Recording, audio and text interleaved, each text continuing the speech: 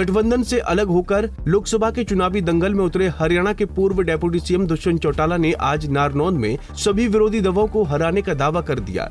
गांव मिर्जापुर में जन जागरण अभियान के तहत पहुंचे दुष्यंत चौटाला ने कहा कि ये लोकसभा चुनाव विधानसभा का चुनाव का ट्रेलर होगा, जिसमें बीजेपी पूरी ताकत के साथ सभी 10 लोकसभा सीटों पर चुनाव लड़ने जा रही है। उन्होंने कहा कि 4 जून को चुनावी नतीजे आने के बाद भाजपा के 400 पार सीटें जीतने का सपना टूटेगा और हरियाणा में एक बार फिर से जेजेपी की लहर बनेगी। लोकसभा चुनाव को किस रूप में देख रहे हैं?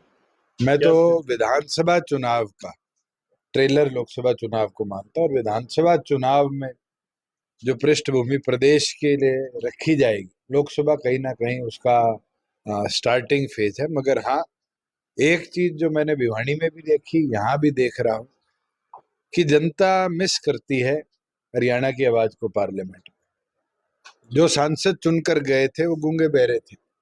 10 साल हरियाणा की आवाज को देश की आवाज के सामने नहीं रख पाए और इस बार एक मन जरूर है कि हरियाणा को आवाज देकर पार्लियामेंट में भेजें। बड़ा बुद्धिजीवी मानता था, इस तरह की बात उनके मुंह से निकलनी, मुझे लगता है उनको माफी मांगनी। बीजेपी के जैसे सीएम चेंज हुआ है, जैसे आपका समझौता होता है, उसके बाद में बिल्कुल नीचे आ गई इनका ग्राफ। मैं ना टिप्पणी करूं बेहतर। फिर भी जनता सुनना चाहती है। जो मेरे मुंह से निकलना चाहते हो उससे पहले तो आपने ही बोल दिया, और मैं इस पे क्या बोलूं? किसका ग्राफ नीचे आया, किसका ग्राफ ऊपर गया है, ये तो इलेक्ट्रोल के हाथ में है। और 25 मई को वोट की ताकत से 400 पार के सपने को इलेक्ट्रोल तोड़ेगा।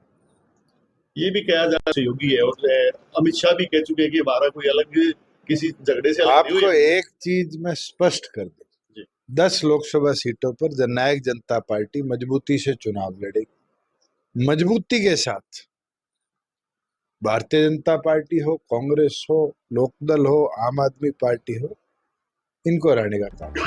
उधर इस मौके पर दुष्यंत चौटाला ने केंद्र की मोदी सरकार पर जांच एजेंसियों के दुरुपयोग करने का आरोप लगाया।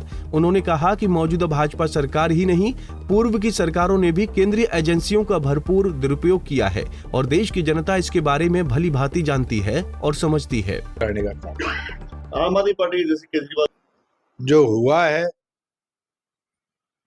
वो सेंट्रल एजेंसीज का मिसयूज है और ये कोई आज नहीं हुआ, ये तो इमरजेंसी हो, इमरजेंसी के बाद हो, जय सिंह चौटाला जी को सजा दिलानी हो। सेंटर की गवर्नमेंट ने हमेशा सेंट्रल मशीनरी का मिसयूज किया और इसका तो इतिहास गवाह।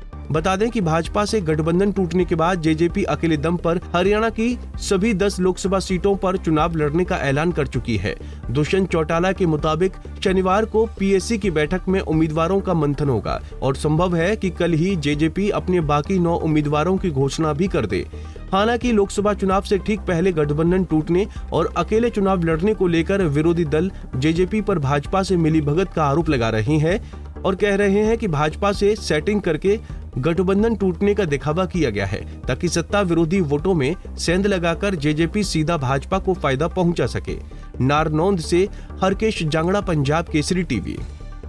हमसे जुड़े रहने के लिए हमारे YouTube चैनल को सब्सक्राइब करें और नई वीडियो की नोटिफिकेशन के लिए बेल आइकॉन को दबाएं। अगर आप ये वीडियो Facebook पर देख रहे हैं तो लाइक जरूर करें और ज्यादा से ज्यादा शेयर करें। धन्यवाद।